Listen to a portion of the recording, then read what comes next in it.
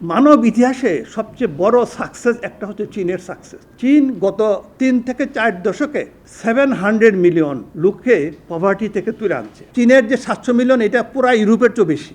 এরা দরিদ্র ছিল, নেহায়েত দরিদ্র ছিল। 80-র দশকেও চীনের পভার্টি, পাকিস্তানের পভার্টি, বাংলাদেশের poverty, Indian poverty almost same. চীনের একটা প্রধান শক্তি ছিল শিক্ষা, স্বাস্থ্য, স্কিল ট্রেনিং, হাইজেনিক। চীনিয়ারা যে কোনো টেকনোলজি ইজিলি অ্যাডপ্ট করতে পারে। কারণটা কি? কারণটা হচ্ছে এই যে হিউম্যান ক্যাপিটালটা তারা ডেভেলপ করে দিচ্ছে, সেটা কিন্তু এই ব্যবস্থাটা তৈরি করছে। আমরা দেখছি যে প্রাইভেট সেক্টরের যে বিনিয়োগ হ্রাস পাচ্ছে, কারেক্ট? এবং এই বিনিয়োগের পরিবেশ তৈরি করার জন্য এই বাজেটে কিন্তু কিছুই নেই। বিনিয়োগের জন্য আমাদের প্রধান একটা শর্ত হচ্ছে নিরাপত্তা, যারা তাদের নিরাপত্তা সৃষ্টি। 2 নম্বর হচ্ছে যে বিনিয়োগের জন্য আমার যে ইনপুট লাগবে সেগুলোর ব্যবস্থা করা। একটা অন্যতম ইনপুট হচ্ছে আমার ঋণ, কারেক্ট?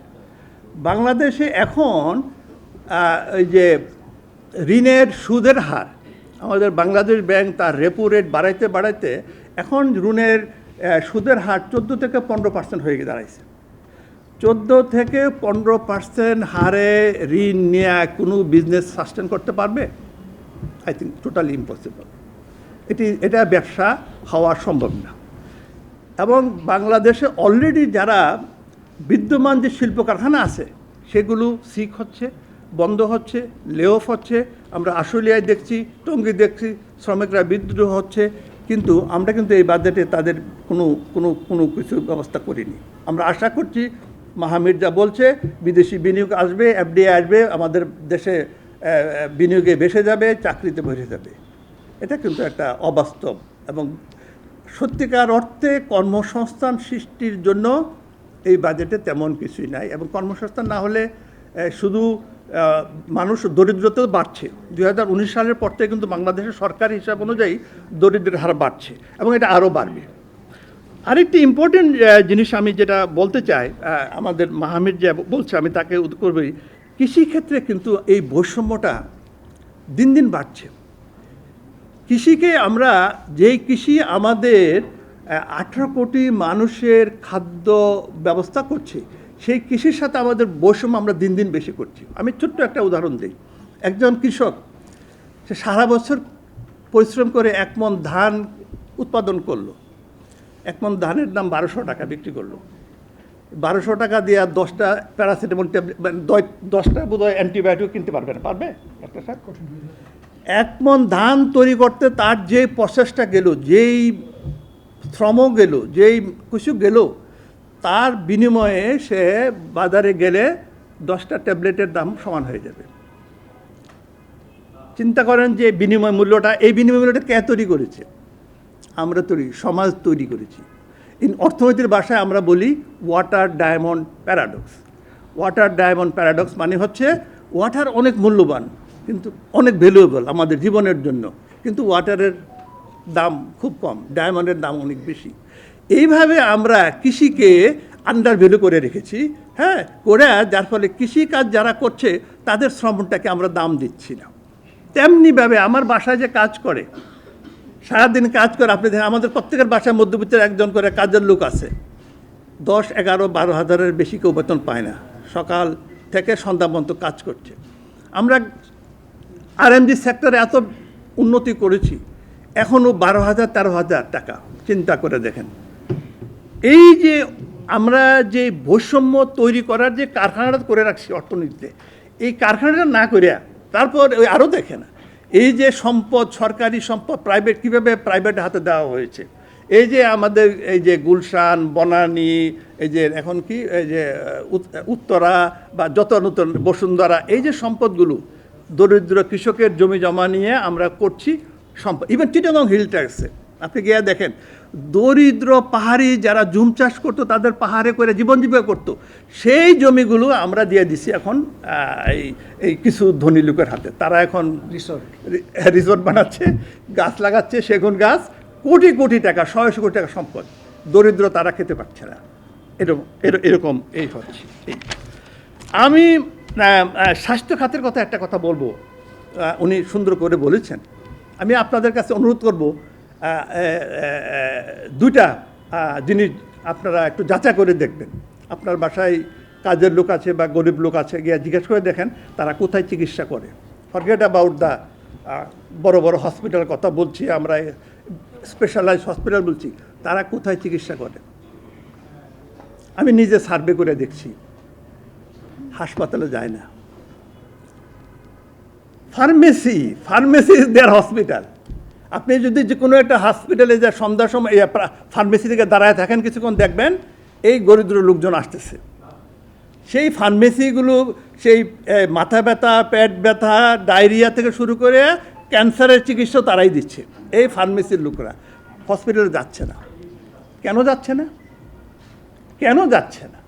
আমাদের এই প্রশ্নটা করতে হবে, জানতে হবে, এবং এটা এই যে ব্যারিয়ার ভাঙতে হবে। কারণ আমরা যারা শিক্ষিত লোক, বড় বড় ডিগ্রি নিয়ে এখন হসপিটালে বসছি, তারা কিন্তু আমাদের এই দরিদ্র লোকদের সাথে ভালো ব্যবহার করছি না, ভালোভাবে ট্রিটমেন্ট করছি না, যার ফলে তারা হসপিটালে যেতে ভয় পায়। পয়সা কম লাগলেও যাইতে ভয় পায়। এই ফার্মেসিতে আরও বেশি পয়সা নেয়, তারপর ওরা যায়, কারণ ফার্মেসিগুলো তাদেরকে ভালো ট্রিটমেন্ট করে। আমি আরেকটি প্রশ্ন করব যে অমর্ত্য সেন বলছে শিক্ষা দিতে হবে। আমাদের এই ঢাকা শহরে আপনি খেয়াল করে দেখেন তো, সরকারি স্কুলগুলো অবস্থা কি, কয়টা ছাত্র আছে, কি পড়াশোনা হচ্ছে, পাশাপাশি ইংলিশ মিডিয়াম স্কুলগুলো তাকায় দেখেন। আমরা মধ্যবিত্ত যারা আছে সবাই লোন করে হলেও আমার ছেলে মেয়েকে আমি ইংলিশ মিডিয়ামে পাঠাচ্ছি, পাঠাবো না। আরেকটা দৃশ্য আছে, আমাদের দরিদ্র জনগণ যাদেরকে আমাদেরকে শিক্ষিত করতে হবে, তাদের ক্যাপাসিটি বাড়াইতে হবে, তাদের ছেলেমেয়েরা কোথায় যাচ্ছে? সরকারি প্রাথমিক স্কুলও না, মাদ্রাসায়। খোঁজ নিয়ে দেখেন, মাদ্রাসার সাথে তুলনা করে দেন এই ঢাকা শহরে প্রত্যেকটা মাদ্রাসা জমজমাট একেবারে। আমি দেখি কয়েকটাতে দেয়া ছাত্র বড়া গিজগিজ করছে, বেতন দিতে হয় 1500 টাকা, কিন্তু তবু ছাত্র আছে। পাশের সরকারি প্রাইমারি স্কুলটাই নাই। কেন হচ্ছে এটা? এই যে মাধ্যমে আমরা কি তৈরি করছি? দারিদ্র তৈরি করার একটা ফ্যাক্টরি বানিয়ে রাখছি। দরিদ্র হচ্ছে কারণ তাদের স্কিল ডেভেলপ করছে না, ক্যাপাসিটি ডেভেলপ হচ্ছে না, যার ফলে আমরা করছি। আমরা খালি বলছি যে শিক্ষা খাতে বাজেট বাড়াও, স্বাস্থ্য খাতে বাজেট বাড়াও। এই বাজেটগুলো কোথায় ব্যয় হচ্ছে? এই বাজেট কি আমরা যে দরিদ্র উন্নয়নের কোনো কাজে লাগছে? আমাদের কিন্তু সেই প্রশ্ন করতে হবে। আমি স্বাস্থ্য খাতের বাজেটটা একটু দেখছিলাম এবার 22 টাকা বাড়ছে পার হেড স্বাস্থ্য খাতের বাজেট। আমরা বলছি না খুব স্বাস্থ্য খাতে আমরা, এবং এবারে বাজেটের আরেকটা slogan, not infrastructure, people is the priority. সেই প্রায়োরিটি হচ্ছে এবারের বাজেটে গতবারের তুলনায় 22 টাকা বাড়ছে পার হেড। গতবার ছিল 2413 টাকা, এবার বোধ 2433 টাকা, এরকম একটা বাজেট হয়েছে। Look at that. এখন ভিতরে গেলে আরও আমাদের মাথার ভিতরে গিয়ে দেখছে যে এই টাকাটাও কোথায় খরচ হবে আমরা ঠিক জানি না, কিন্তু আসলে বাড়ছে। আমাদের যে পকেট খরচ বাদে স্বাস্থ্যের জন্য, আমরা এখনও কি এই যে সাধারণ মানুষের জন্য একটা ফ্রি হেলথ কেয়ার ব্যবস্থা করতে পারি নাই। কিন্তু এই যে আমরা বলছি চীন, আমরা উদাহরণ দিচ্ছি, আমি একটু সময় নেব অনুবাদ একটা চীনের আমি চীনের পভার্টি নিয়ে কিছু গবেষণা করেছি। আমি মানব ইতিহাসে সবচেয়ে বড় সাকসেস একটা হচ্ছে চীনের সাকসেস। চীন গত 3 থেকে 4 দশকে 700 মিলিয়ন লোককে পভার্টি থেকে তুলে আনছে। 700 মিলিয়ন লোককে এই কয়েক দশকে পভার্টি থেকে তুলে আনছে। এই চীনের যে 700 মিলিয়ন, এটা পুরা ইউরোপের চেয়ে বেশি। এরা দরিদ্র ছিল, নেহায়েত দরিদ্র ছিল, এবং যদি আপনি ইভেন 80-র দশকেও চীনের পভার্টি, পাকিস্তানের পভার্টি, বাংলাদেশের poverty, Indian poverty almost same ছিল। তারা 700 থেকে 800 মিলিয়ন এই যে জনগণকে এই যে পভার্টি থেকে এরকম ডিক্লেয়ার করছে, তারা 3 বছর আগে জিরো পভার্টি, একজন পভার্টি পাবেন না আপনি চীনে। তারা কিভাবে করলো? এটা কি শুধু তাদের পার ক্যাপিটাল জিডিপি বৃদ্ধি? না, শুধু পার ক্যাপিটাল জিডিপি বৃদ্ধি না, চীনের একটা প্রধান শক্তি ছিল শিক্ষা, স্বাস্থ্য, স্কিল ট্রেনিং, হাইজেনিক। তারা প্রথম থেকেই যে এই মানুষের ক্যাপাসিটি হিউম্যান ক্যাপিটাল ডেভেলপমেন্টের জন্য তারা ইনভেস্ট করছে। এই হিউম্যান ক্যাপিটাল ডেভেলপমেন্টের ফলে চীনের যেটা আপনি দেখেন চীনেরা যে কোনো টেকনোলজি ইজিলি অ্যাডপ্ট করতে পারে। কারণটা কি? কারণটা হচ্ছে এই যে হিউম্যান ক্যাপিটালটা তারা ডেভেলপ করে দিছে, সেটা কিন্তু এই ব্যবস্থাটা তৈরি করছে। আরেকটা ঘটনা বলি, চীন শুধু টেকনিক্যাল মাধ্যমে কিন্তু পভার্টি রিডাকশন করেনি, এটাকে সামাজিক একটা বিপ্লবে নিয়ে আসছে, সামাজিক একটা মুভমেন্টে নিয়ে আসছে। আমি ছোট্ট একটা উদাহরণ দিই, আমি বলি। আমি চীনে এরকম একটা সেমিনার হচ্ছিল, দেখি আমার এক বন্ধু, চাইনিজ বন্ধু, সে রুম থেকে বাইরে যাচ্ছে, ফোন করছে, আবার আসছে, বাইরে যাচ্ছে। আমি তাকে জিজ্ঞেস করলাম, what is the problem, what happen, what? সে বলল, এর মুদ্রা কথা হচ্ছে চীনে ওরা এই দরিদ্র লোকদেরকে অ্যাডভাইস করার জন্য তারা তাদের শিক্ষিত লোকের সাথে, দরিদ্র ফ্যামিলিকে শিক্ষিত ফ্যামিলির সাথে ট্যাগ করে দিছে। প্রত্যেক শিক্ষিত লোকের, সে সরকারি চাকরি হোক, ইউনিভার্সিটির প্রফেসর হোক, বিজনেসম্যান হোক, তার দায়িত্ব হচ্ছে একটাকে দুইটা ফ্যামিলিকে অ্যাডভাইস করা তাদের ব্যাপারে, বিভিন্ন ব্যাপারে। সে আমাকে বলল তার একটা ফ্যামিলিতে একজন অসুস্থ হয়ে গেছে এবং সেটা বেশি, তাকে হসপিটালাইজ করতে হবে, এবং সে বারবার বেড়ে যাচ্ছে, তার সাথে ফোনে কথা বলছে, তাকে কোথায় হসপিটালে নেবে, কোন ডাক্তারের সাথে করবে, সে হসপিটালে কথা বলছে। এই লুক এট দ্যাট, এই যে সামাজিক বিপ্লব, এটা কি সরকারের একা সম্ভব?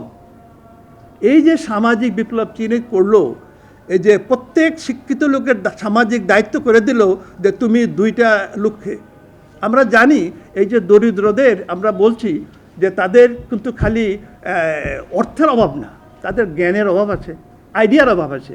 এটা তো আমরা যদি দিতে পারি সামাজিকভাবে, আমরা কিন্তু সেদিকে কোনো লক্ষ্য নাই, কিছুই করছি না। যাই হোক, আমি আর বাড়াবো না। সামাজিক নিরাপত্তা নিয়ে যেটা অনেক মোস্তফা বলছে, আমি বলবো না, ছোট্ট একটু ট্যারিফ নিয়ে বলবো, কারণ ট্যারিফ নিয়ে অনেক বড় বিষয় বলার সময় হবে না, আমি জানি সময় নাই। এই যে ট্যারিফ, এই যেটা হইল এবার, এবং আমাদের সরকার চাপে পড়া, বিশেষ করে আরেকটা খুবই দুঃখজনক ঘটনা যে এত বড় একটা গুরুত্বপূর্ণ জিনিসকে সরকার আইদার বুঝতে পারে নাই অথবা না বোঝার বান করে, যেটার future consequence will be very huge. যেমন আমাদের অন্যতম একটা আমাদের রপ্তানির ডেস্টিনেশন হচ্ছে ইউএসএ।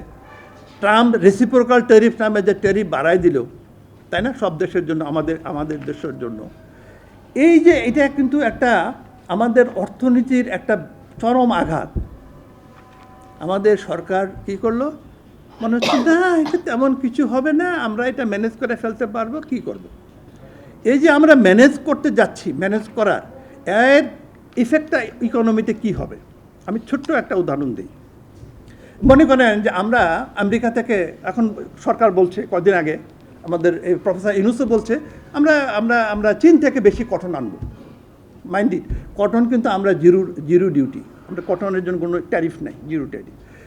আমরা কটন আনবো। কটনের যে ব্যাপারটা, আমাদের যারা গার্মেন্টস বা টেক্সটাইল মিলগুলো, এই কটনের যে আনার, এটা বিরাট একটা প্রক্রিয়া আছে, কারণ এর জন্য স্টোরেজ লাগে এবং এদের নিয়মিত সাপ্লাই চেইনটা লাগে, যখন তখন আনে। এই যে আমাদের দেশে কদিন আগে আমরা ইন্ডিয়ার সাথে কটন আনা বন্ধ করে দিলাম, আপনারা নিশ্চয়ই জানেন, 1 মাস 1.5 মাস আগে, তাই না? ইন্ডিয়া থেকে কটন আনাটা বন্ধ করে দিলাম। ইন্ডিয়ার কটনটা আমাদের সস্তা ছিল, আমাদের যেটা অন্য খান থেকে, আমাদের যেটা পোর্টের মাধ্যমে যে কটনগুলো আমরা আনি, তার চেয়ে ইন্ডিয়া থেকে যে কটনগুলো আসে, এটা কিন্তু বেশ কিছু একটা সার্টেন% সস্তা। এই সস্তার কারণে আমার বিশেষ করে 1 হচ্ছে চিপার, নাম্বার 2 হচ্ছে ইজিলি সাপ্লাই, 3 দিন 4 দিন 5 দিনের অর্ডারে আপনি নিয়ে আসতে পারেন। কিন্তু আপনি যদি এখন এই হায়ার ট্যারিফ দিয়ে, হায়ার ভ্যালু দিয়ে আপনি বাধ্য করেন আমাদের প্রাইভেট সেক্টরকে বা টেক্সটাইল মিলকে to buy cotton from USA to reduce the tariff trade balance, হ্যাঁ, তাদেরকে খুশি করার জন্য, এটার কনসিকুয়েন্স কিন্তু ইকোনমিতে হিউজ হইতে পারে। এটাকে আমাদের বুঝতে হবে, কারণ এটা 1 নম্বর হচ্ছে আমাদের যে ওয়ার্ল্ড যে ট্রেডিং সিস্টেম যেটা দাঁড়ালো সেকেন্ড ওয়ার্ল্ড ওয়ারের পরে, একটা trading system, multilateral trading system under GATT and WTO, এই ট্রেডিং সিস্টেমটা কিন্তু এটা নট ফেয়ার এনাফ, আমাদের প্রতি এতটা ফেয়ার না, তবুও আমাদের কিছু সুযোগ সুবিধা আছে, কালেকটিভ বার্গেনিং পাওয়ার ছিল আমাদের। আমরা গরিব দেশগুলো একত্র হয়ে বলতে পারতাম আমরা এটা চাই ওটা চাই, আমাদের দাবির পরিপ্রেক্ষিতে কিন্তু এই লিস্ট ডেভেলপ কান্ট্রি উন্নয়নশীল দেশের জন্য কিছু সুযোগ সুবিধা আছে যেগুলো ছিল। এখন এই যে আমরা যদি এই মাল্টিল্যাটারাল ট্রেডিং সিস্টেমকে ভেঙে দেওয়া এই যে বাইল্যাটারাল ট্রেড নেগোসিয়েশনে যায় 1-to-1 ইন্ডিয়ার সাথে বাংলাদেশের negotiation, you can expect what will happen. আমরা যখন আমেরিকার সাথে 50 জন একসাথে বসি আমাদের বয়সটা অনেক শক্ত, আমরা নেগোশিয়েট করতে পারি, বার্গেন করতে পারি আমাদের। এখন 1-to-1 হলে আমাদের যেটা হচ্ছে এবং যা হচ্ছে এবং তাই হবে, এবং সেটা কিছুটা প্রতিফলন আমাদের এবারে বাজেটে আমরা দেখছি।